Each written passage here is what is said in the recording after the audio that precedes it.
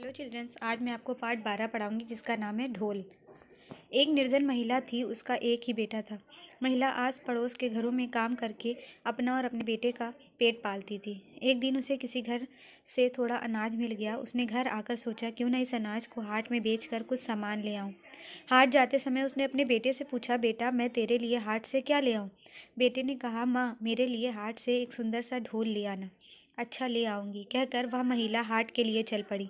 हाट में पहुंचकर उसने अनाज बेचा, लेकिन अनाज बेचकर उसे इतने पैसे नहीं मिले जिनसे वह अपने बेटे की पसंद का ढोल खरीद पाती। उन पैसों से उसने बेसन और नमक खरीदा। उसका मन बहुत दुखी था क्योंकि वह अपने प्यारे बेटे के लिए ढोल नहीं खरीद सकी थी। वापस लौटते समय मार्ग में उसे लकड़ी का एक सुंदर टुकड़ा दिखा। उसने लकड़ी का वह टुकड़ा उठा लिया। घर पहुंचकर उसने लकड़ी का वह टुकड़ा अपने बेटे को खेलने के लिए दे दिया।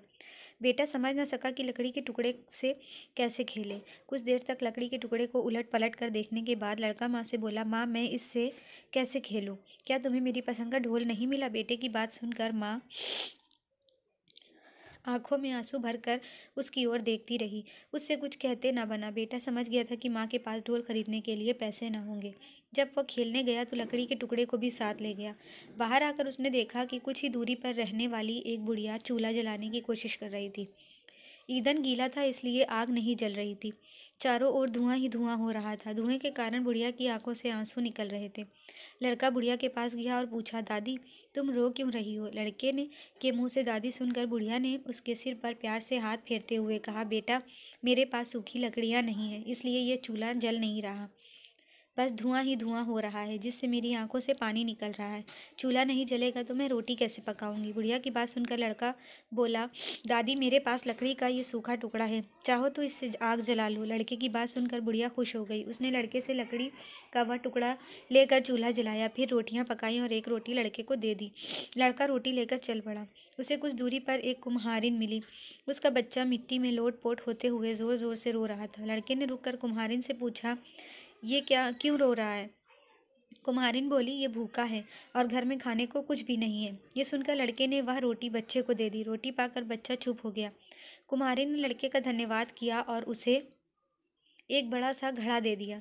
घड़ा पाकर लड़के ने सोचा क्यों ना इस घड़े में नदी से पानी भर लाऊं, पीने को ठंडा पानी मिल जाएगा। ऐसा सोचकर लड़का नदी पर पहुंचा। उसने देखा कि वहां एक धोबी और धोबी झगड़ा कर रहे हैं। लड़के ने उनसे पूछा, आप दोनों क्यों झगड़ रहे हो?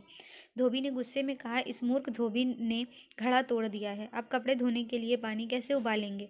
लड़के ने कुछ सोच कर कहा, आप दोनों झगड़ो मत, लो मेरा घड़ा ले लो।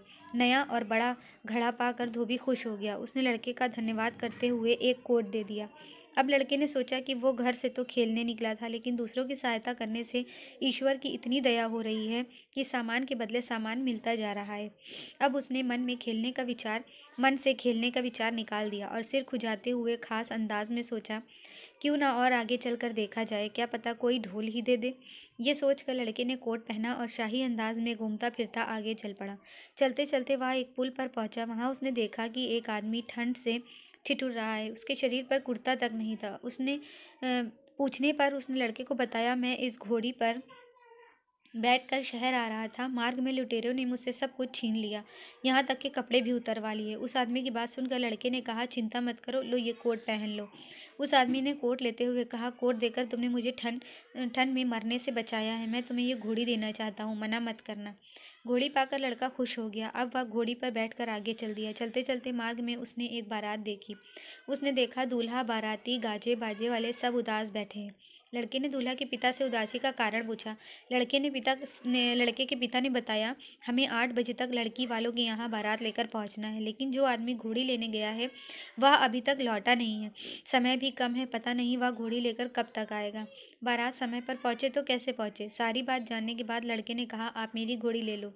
लड़के की बात सुनकर सभी बाराती खुश हो गए। दूल्हे के पिता ने लड़के से कहा, तुम तो बहुत दयालु हो, बताओ मैं तुम्हारे लिए क्या कर सकता हूँ? लड़के ने ढोल वाले की तरफ देखते हुए कहा, यदि आप मेरे लिए कुछ करना ही चाहते हैं तो कृपया मुझे वो ढोल दिलवा दीजिए। दूल्हे के पिता ने खुशी खुशी उसे ढोल दिलवा दिया। अब लड़का बहुत खुश था। उसे अपनी पसंद से भी ज़्यादा सुंदर ढोल मिल गया था। वह खुशी से नाचता गाता घर पहुंचा और अपना ढोल बजा बजा कर माँ को पूरी घटना बताई। देखा आपने उस लड़के की कोशिश कितनी रंग लाई, जो उसे चाहिए था वो उसे मिल गया। कैसे? क्योंकि उसने अपनी चीज़ को पाने के लिए कोशिश भी की थी और अपनी चीज़ों से दूसरों की मदद भी की थी। जो उसे मिलता जा रहा था वो दूसरे को देता जा रहा था, इसलिए उसे और चीज़ें भी मिलती गईं और एक बार जाकर उसे उसकी पसंद की ढोलक भी मिल गई।